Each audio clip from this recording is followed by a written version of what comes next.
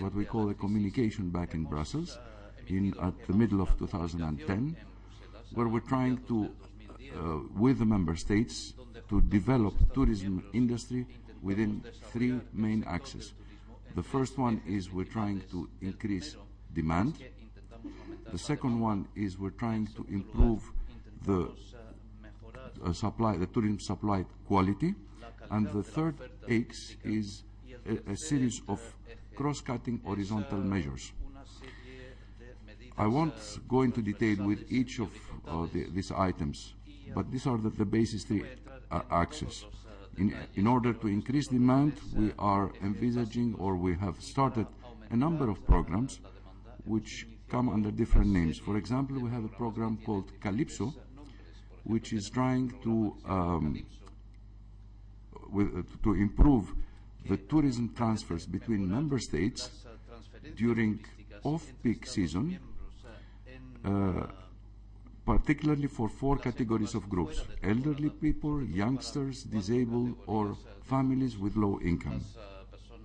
Another project is we're trying to bring in Europe tourists from countries like South America, where, for example, the Spanish language is dominant, and we're trying to send, of course, to them in reciprocity some tourists in their off-peak season.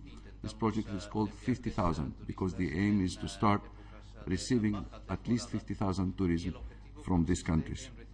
Then we're trying to promote the brand visiteurope.com, for example. And there we're relying a lot on the national and regional tourism offices.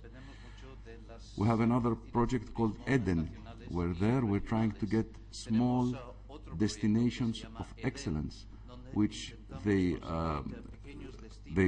fulfill some qualities, specific qualities. For example, they are looking after the environment very properly. They look towards sustainable development.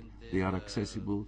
They are reforming old industrial sites, and a number of other projects. Concerning improving the supply, I'm just going to name a few ones. We're trying to promote European cultural roots.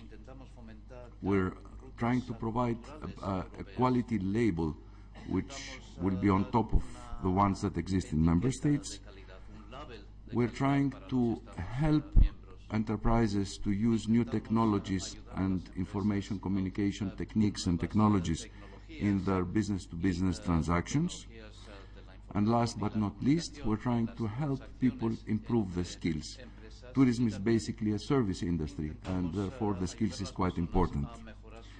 And to conclude, I want to just mention a few of our cross-cutting measures.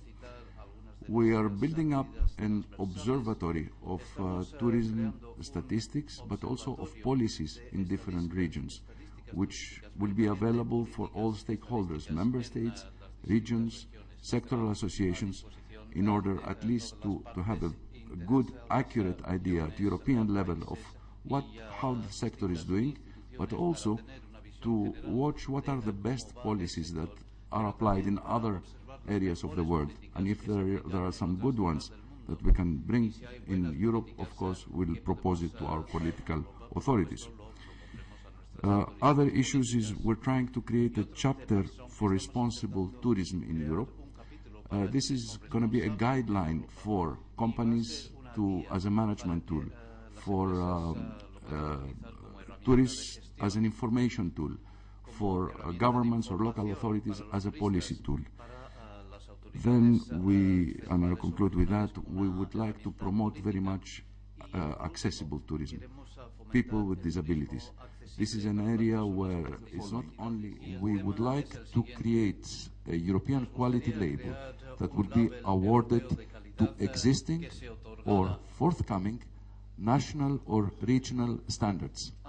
So there are a series of criteria that are discussed currently with a view not to replace what exists already in the market in different member states, but try to provide also the European label and stamp that indeed the services offered, the qualities presented are there, and also to allow the possibility of a comparability between the different labels and the different services offered in different member states. The issue of ICT, innovation and technologies. This is one of the actions that we envisage under our communication, and very briefly I would like to tell you that we envisage 3 different pillars of and ways of action. The first one is we need the experience of the people that they're competent and they come from the sector and they know what they're talking about.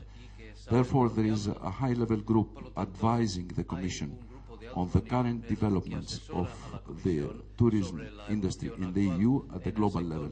And if there are any needs for policies that need to apply in the European level, this comes directly from these people. The second issue is a pilot project that is trying to facilitate the integration of SMEs in the digital value chain. This is not to connect the SMEs directly with the customers, it's to help them participate in what already exists in the market, which sometimes is very costly, or because the SMEs did not have the capacities, the competences, or the skills to participate there. So this is a pilot project which would last 13 months, and we believe at the end of which we'll be able to help with free of charge or with very little cost all SMEs to be part of the global digital value chain. And finally, there we have a third pillar, a practical tool based on experiences and best practices we have seen in some European member states, but also outside, like in Canada or in Australia. If you go to the visitcanada.com or the Australian ones, you see some very good practices on how to help enterprises and SMEs in particular to be part of the digital value chain. I can also refer to skills